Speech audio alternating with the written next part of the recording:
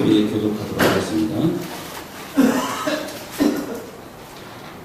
제가 먼저 읽겠습니다. 이삭이 그 땅에서 농사하여 그 해에 100배나 얻었고 여호와께서 복을 주심으로 그 사람이 장대하고 왕성하여 주님의 복을 하려 양과 소가 때를 이루고 종이 10이 많음으로 블레셋 사람이 그를 시기하여 그 아버지 아브라함에게 아버지의 종들과 한 모든 동물을 나누어 공경하라. 아비멜렉이 이삭에게 이르되 내가 우리보다 크고 강성한즉 우리를 떠나라.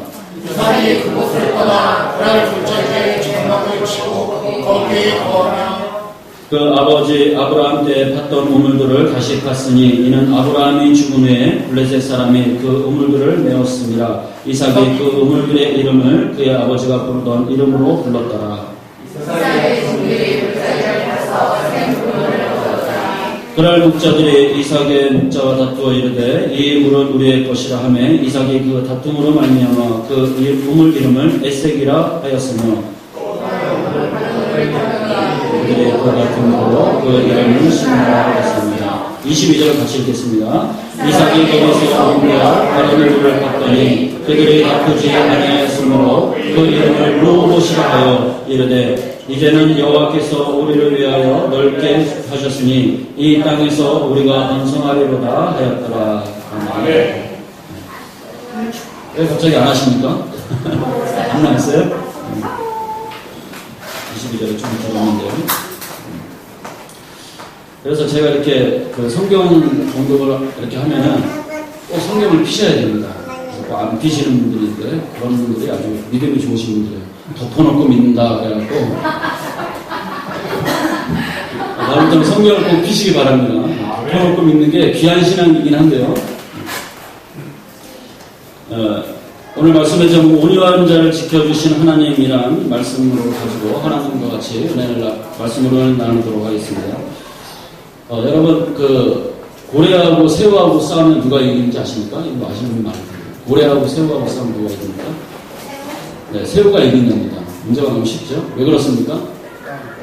고래는 밥이고 새우는 깡이 있기 때문에 새우가 이긴답니다. 깡은 누구한테 필요합니까? 깡은 젊은이들에게 필요합니다. 그래서 이 깡이 있는 젊은이들이 하는 기도는 좀 다릅니다. 패기가 있습니다.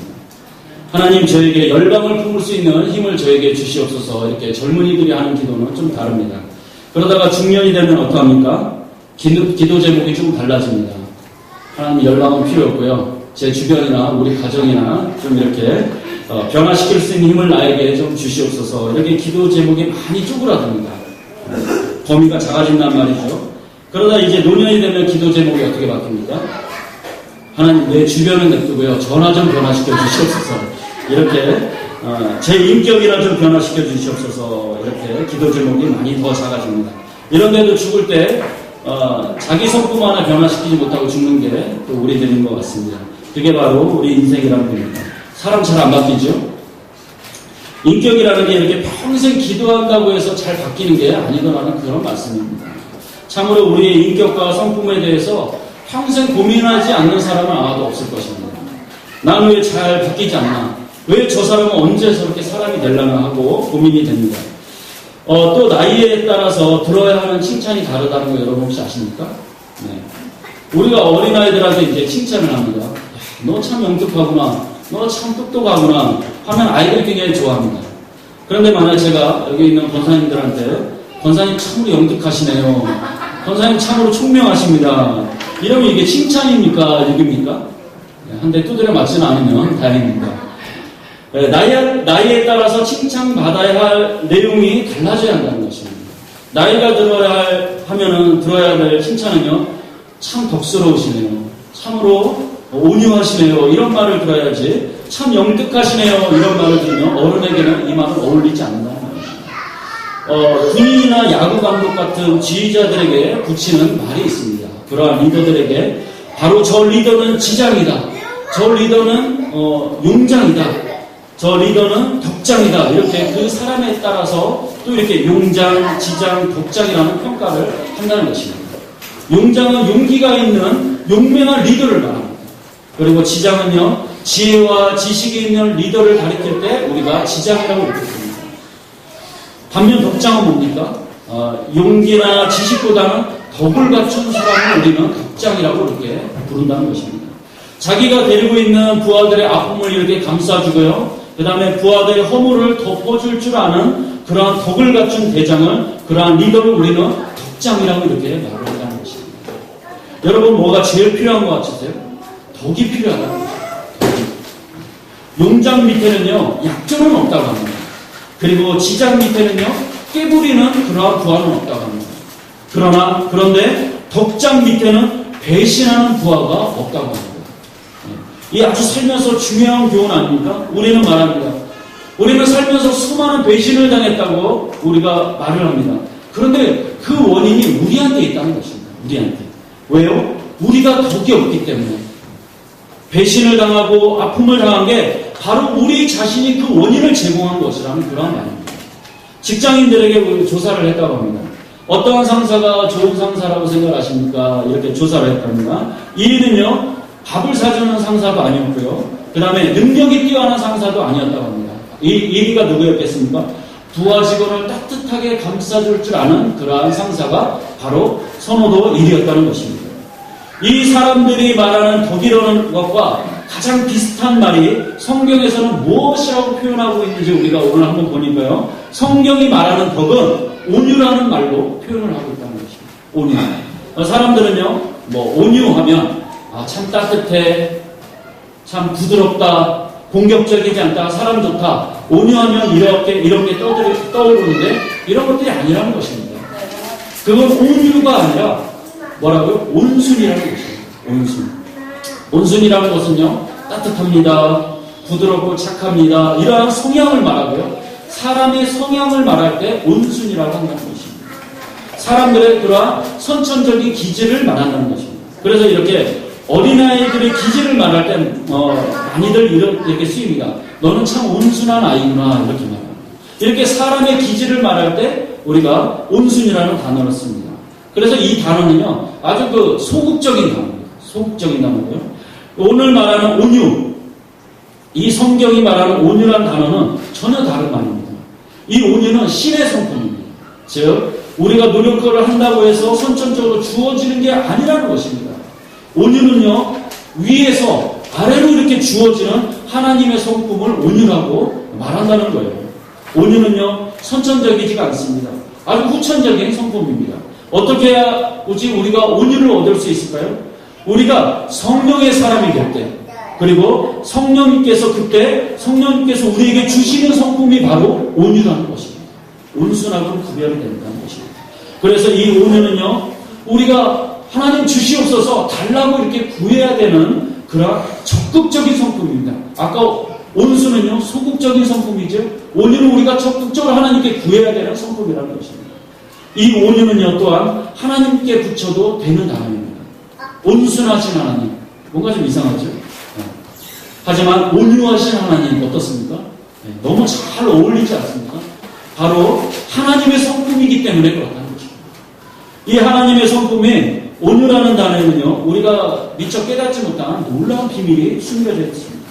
이 온유의 비밀을 오늘 우리가 말씀을 통해서 알아보자는 것입니다. 먼저 온유라는 단어와 가장 유사한 말은요, 져준다라는 말이 있습니다. 져준다. 내게 힘이 있습니다. 내가 실력이 아주 월등합니다. 그러나 내가 힘을 가지고 있음에도 내 힘을 자랑하기보다는 자신보다 힘이 없는 사람들을 향해서 힘과 실력을 확 꺾어버리는 것, 그냥 져주는 것, 이걸 온유라고 하는 것입니다. 져주는 것과 지는 것은요, 분명히 다릅니다. 지는 것은 그냥 내가 힘이 없으니까 그냥 지는 것입니다. 그런데 내가 실력이 없어서 그냥 지는 것입니다. 그러나 힘이 있고 내가 실력이 있는데도 그럼에도 불구하고 져주는 것은 아무나 할 수 없다는 것입니다. 강한 사람만이 져줄 수 있다는 것입니다. 성경 어디에도요, 우리가 아무리 읽어봐도 져라 이런 말은 없습니다. 성경은 항상 우리에게 져주어라 이렇게 말하는 것입니다.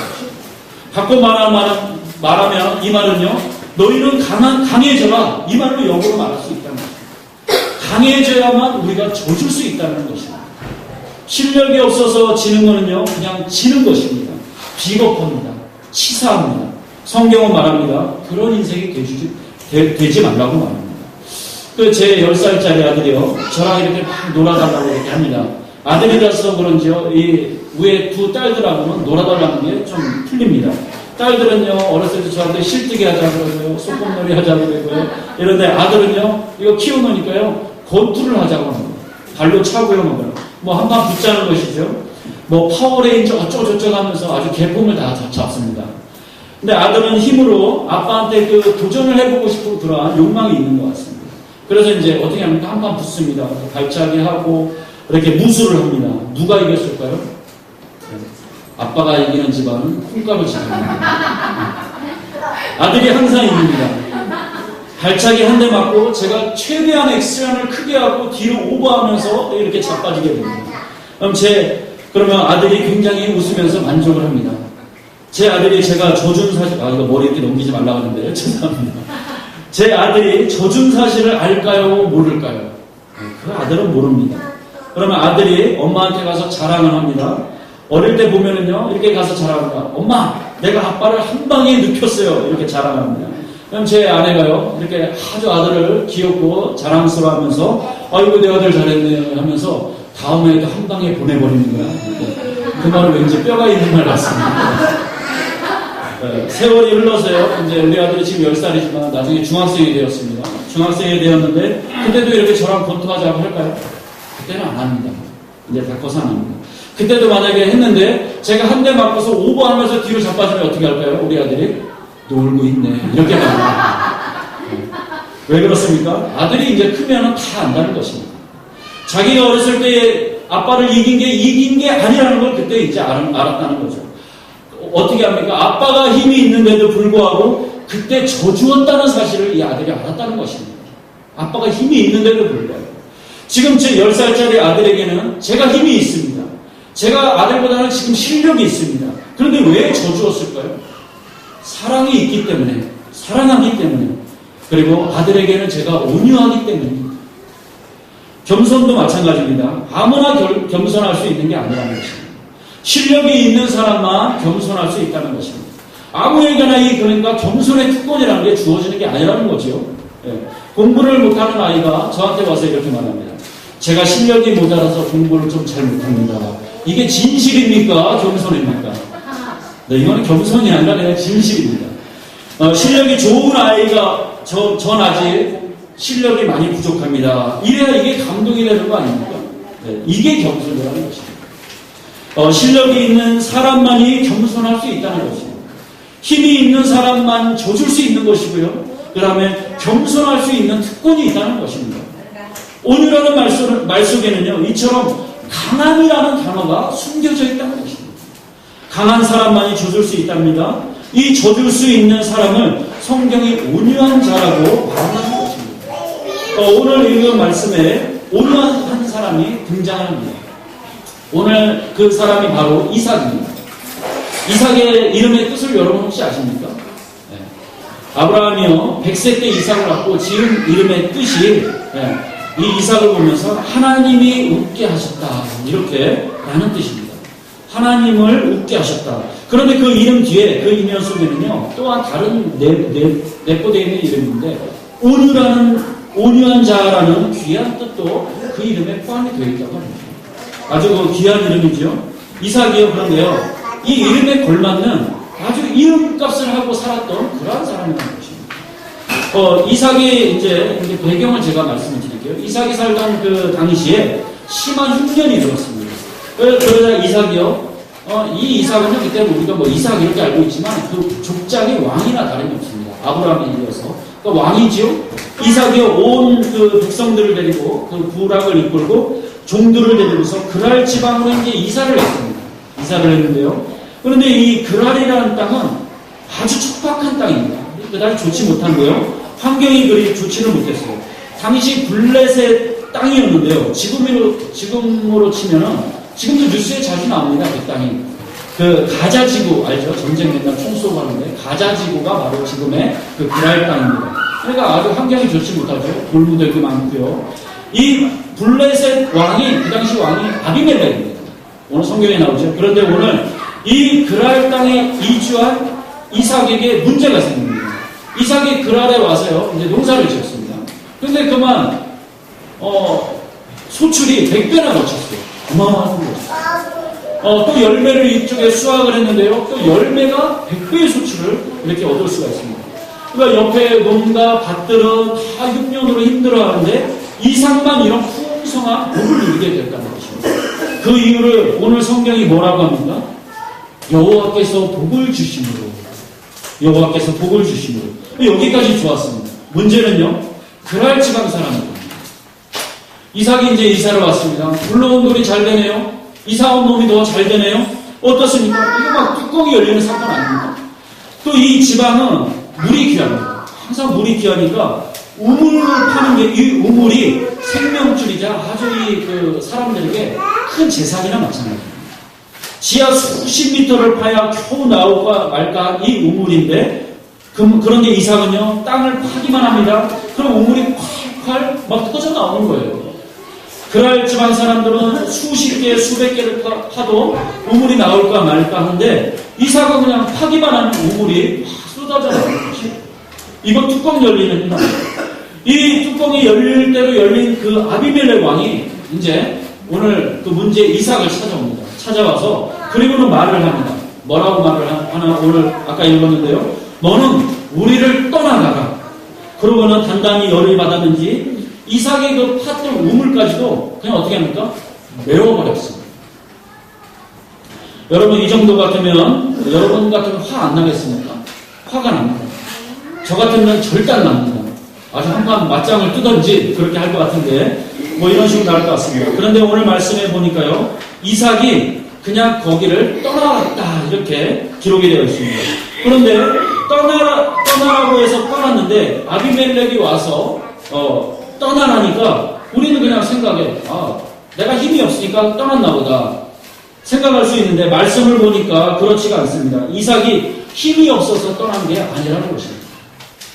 오늘 16절 말씀해 보니까요, 아비멜렉이 이삭에게 말합니다.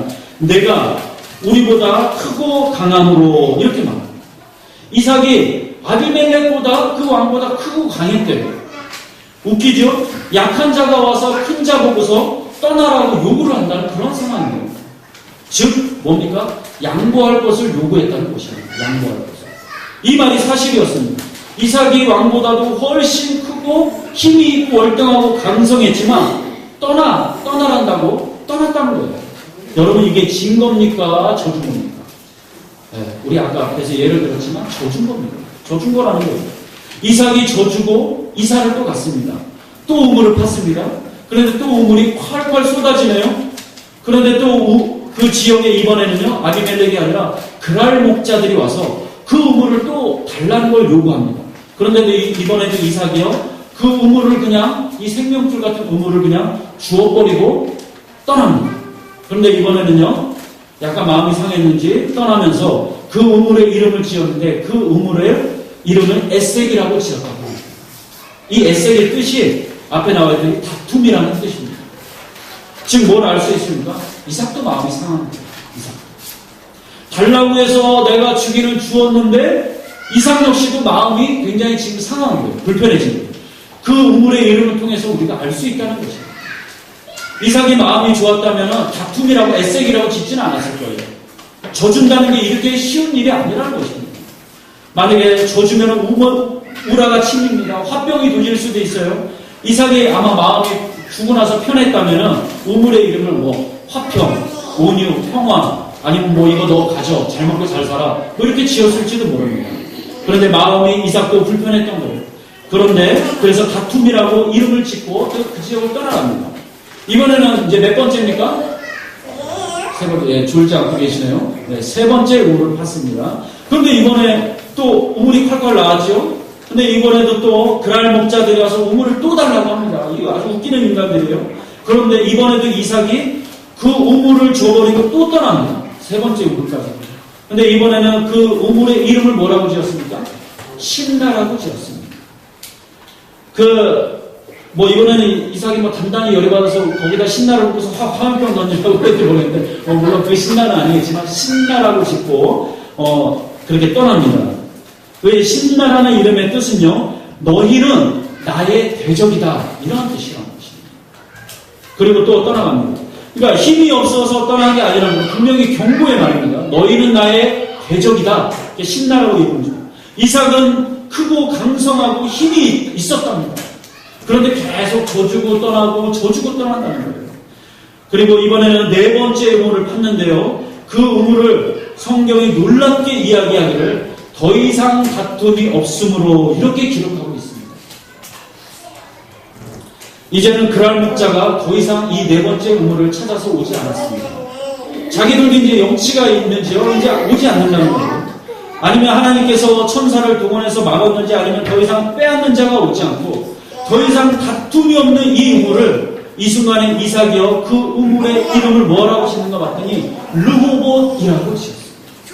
이 르호봇의 이름의 뜻은요 터가 넓다. 그 다음에 하나님이 나에게 주신 것이다. 이렇게 이름을 짓게 됩니다. 이번 네 번째 우물은요. 여러분 이 땅을 살아가면서 여러분들이 마음이 편하지 않는 거 있습니까? 자꾸 어떤 문제가 있는데 거기에 다툼이 있습니까?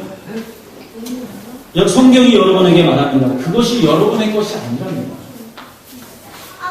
그것이 꼭 내 것 같고 꼭 내 소유가 될 것 같은데 거기에 분쟁이 있고 거기에 다툼이 있고 그러면은 그건 여러분 것이 아니랍니다. 성경이 말합니다. 그것은 에세기로 신나라고 말합니다. 성경이 저주랍니다. 그냥 주워버리고 떠나라고 말을 한다는 것입니다. 그거 붙들고 맨날 아둥바둥 해봐야 맨날 고생만 한다는 거예요.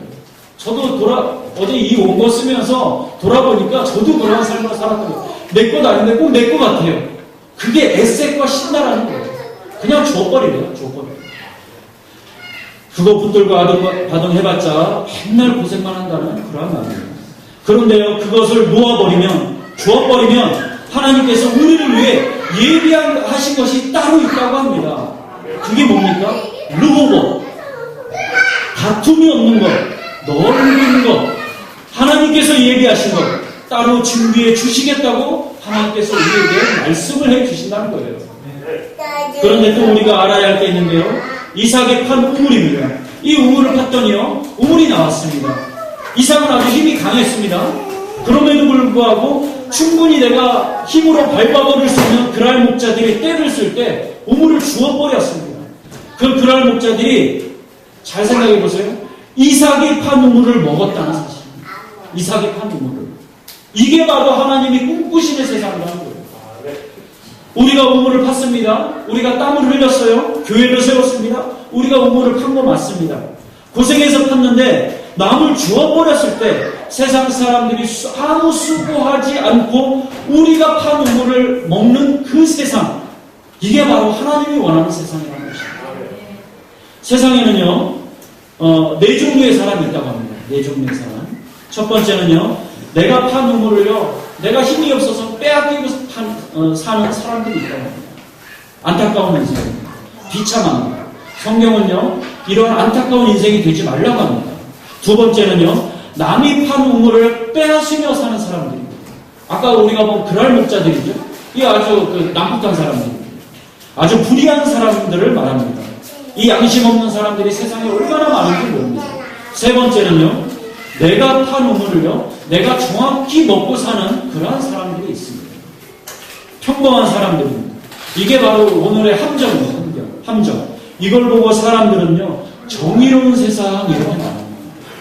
정의라는 것은요, 내가 한 것을 정확히 찾아먹는 것을 말합니다. 이 정의로움이 있다고 여러분 세상이 좋아질까요? 절대 아닙니다. 왜요? 그런 가난한 사람들은 무엇을 먹고 살아야 한다는 그런 말입니다.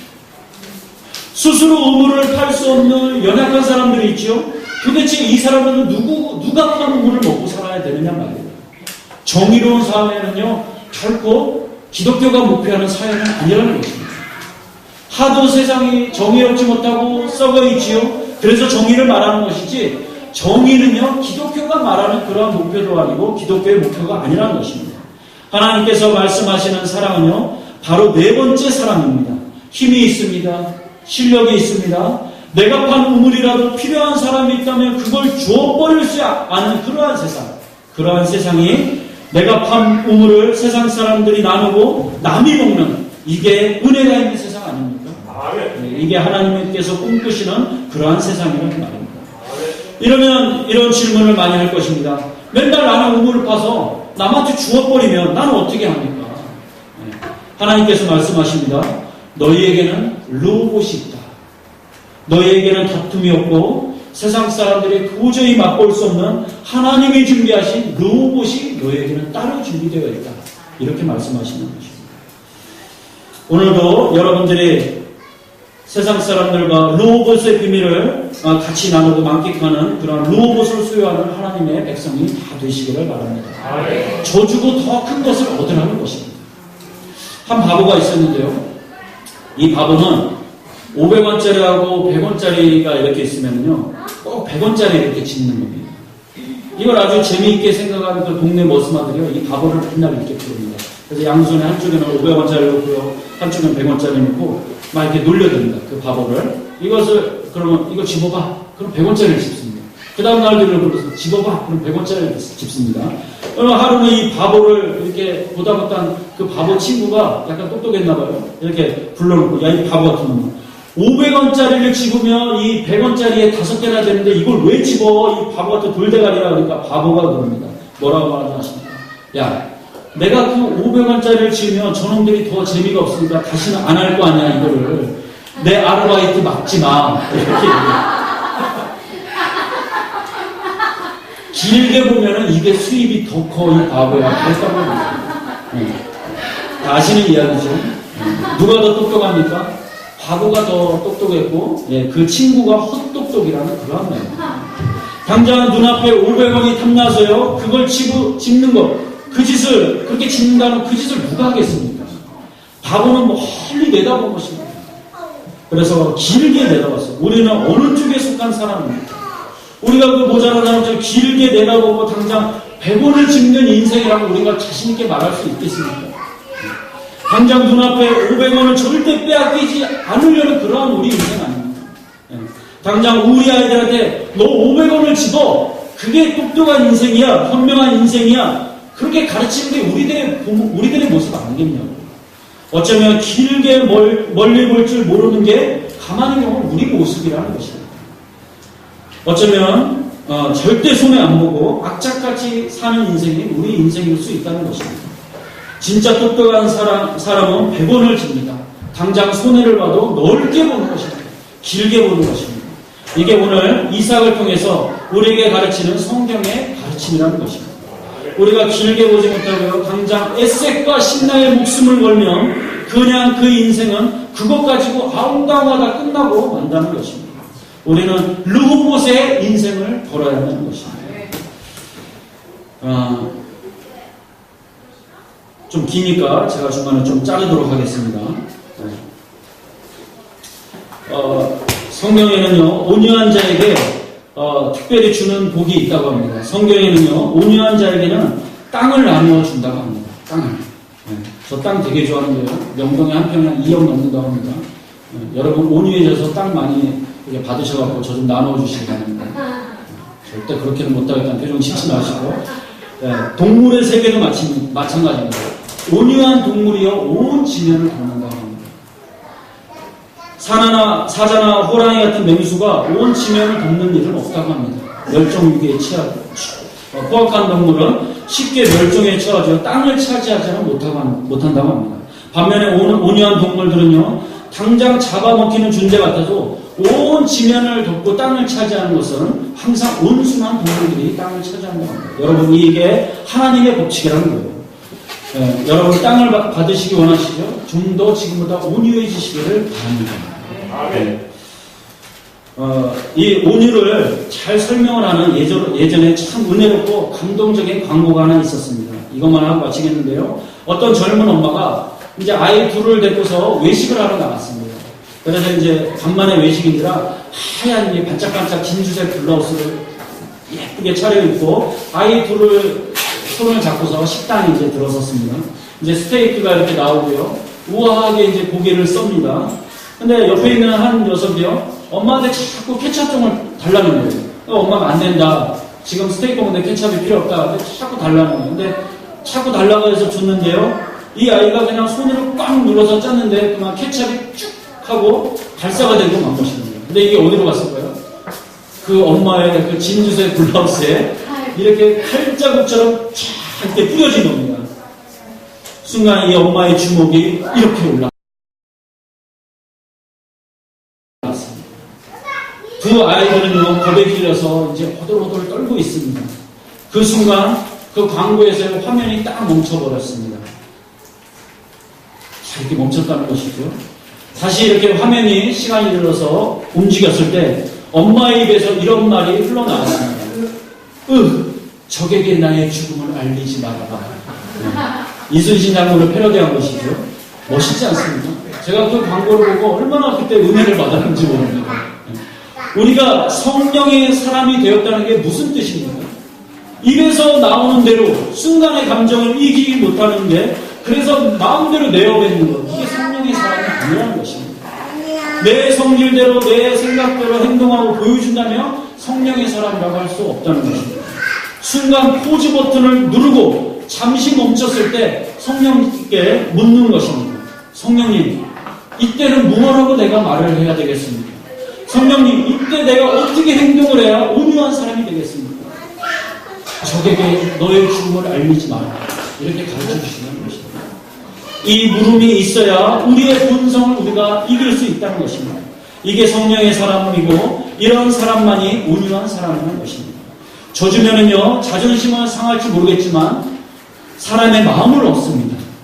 져주면은요, 당장 우리가 손해는 보는 것 같지만 영혼을 얻는 법입니다. 우리가 지난 3일 동안 전도에 총력을 기울였습니다. 이웃에게 여러분 많이 져주시기 바랍니다. 져주고 또 우물도 많이 퍼주시기 바랍니다. 커피도 퍼주고 정말 열심히 섬기시기 바랍니다. 그래서 영혼을 얻는 열매가 있기를 주님의 이름으로 축원합니다. 져주는 것에 능력이 있답니다. 성경은 말합니다. 져주랍니다. 또 져줄 수 있도록 여러분 강해지랍니다. 그래서 그 강함을 가지고 약한 자들을 섬기라고 합니다.